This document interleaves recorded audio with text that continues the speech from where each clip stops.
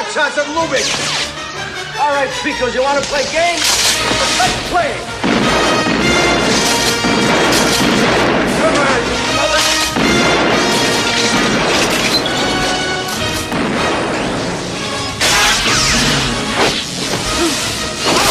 No, don't kill him. I want him alive.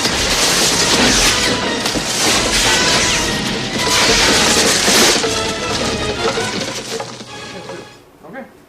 Hey kids, welcome back to the Whitey the White Guy Show. I'm Whitey, this is Cracker, and today we're doing another prelude to a review. Actually, we just talked to these guys. Yeah. Okay, about He-Man, Masters of the Universe.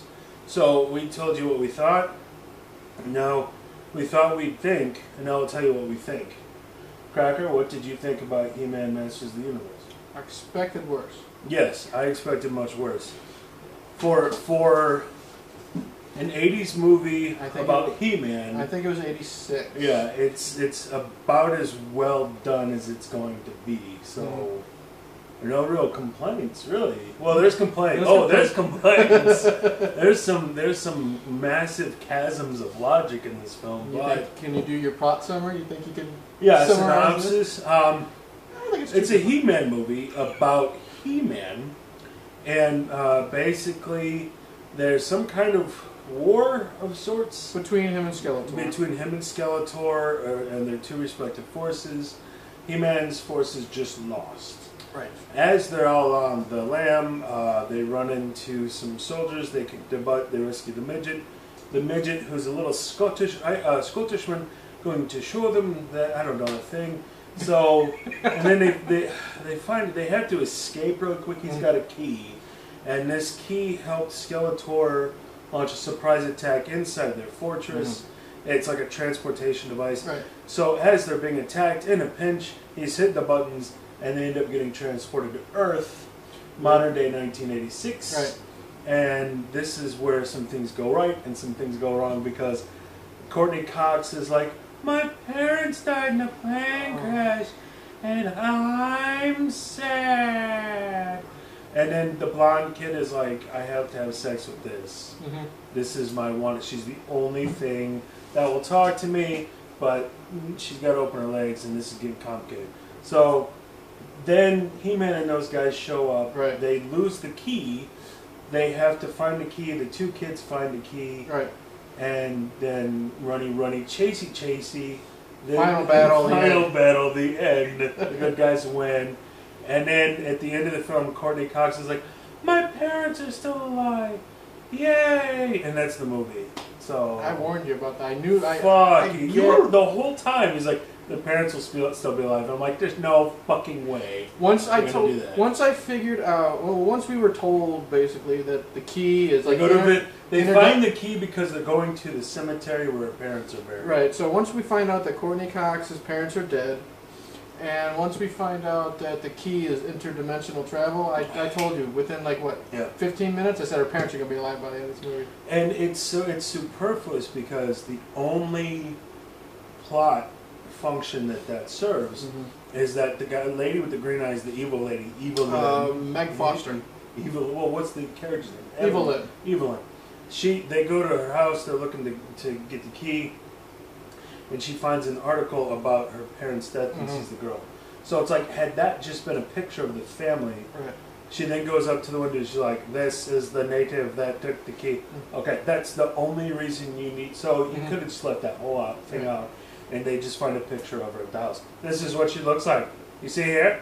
That's what we're looking for. Everybody stop for a minute. Look at me. You look at me. This is who we're looking for. She has the key. And you didn't need any of this. No, but then they throw in the scene where, of course, I was yelling at you when we were watching the movie, the scene where Evil Lynn is pretending to be her dead mother. Oh, God. Okay, Courtney Cox's character, she's like, what? A senior, so a high school senior, so let's just say she's like 18 years old. She's not retarded, okay? No. So she looks out the window and she sees her mother talking to her. Okay. Yes. First off, there's a battle happening. There's a battle happening. You're being chased by people from another dimension. Yes.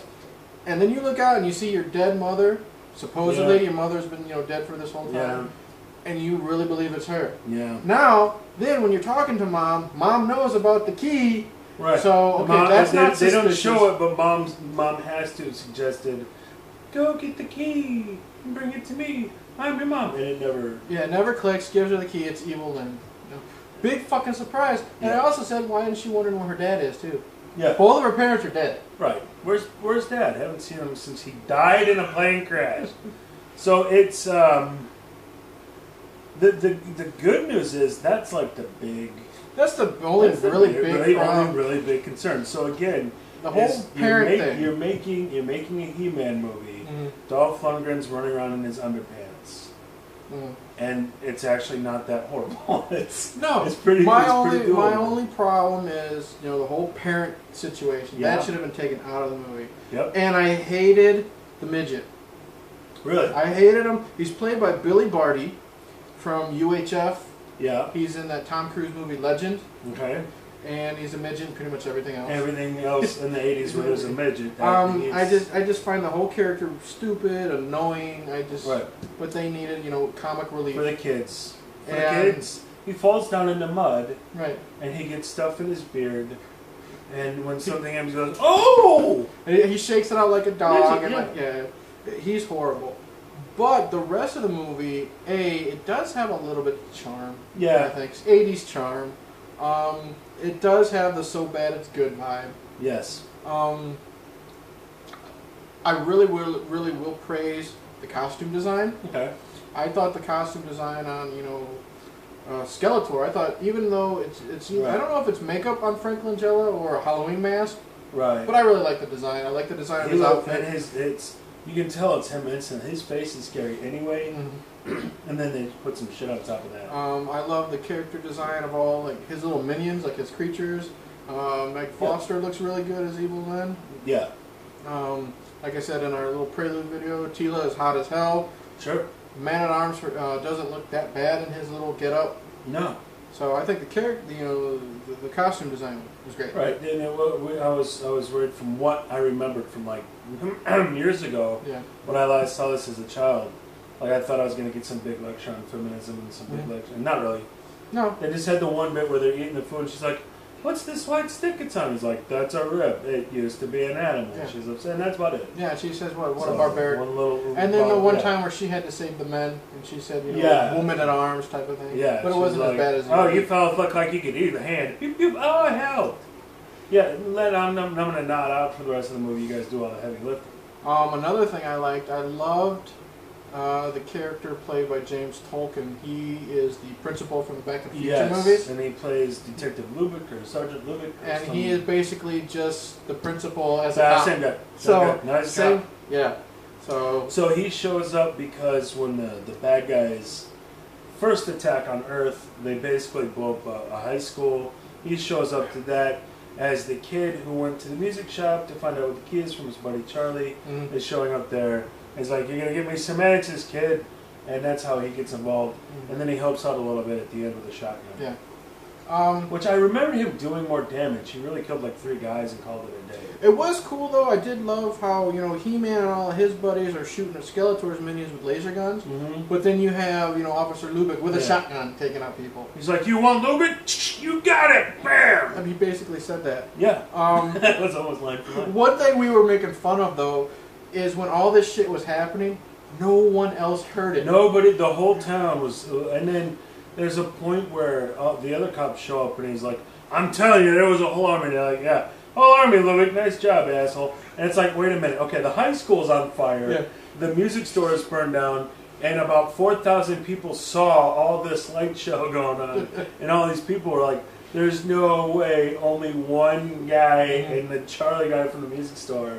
And the whole town's oblivious. Right. But fuck it, because it's a He-Man movie. Just go with it.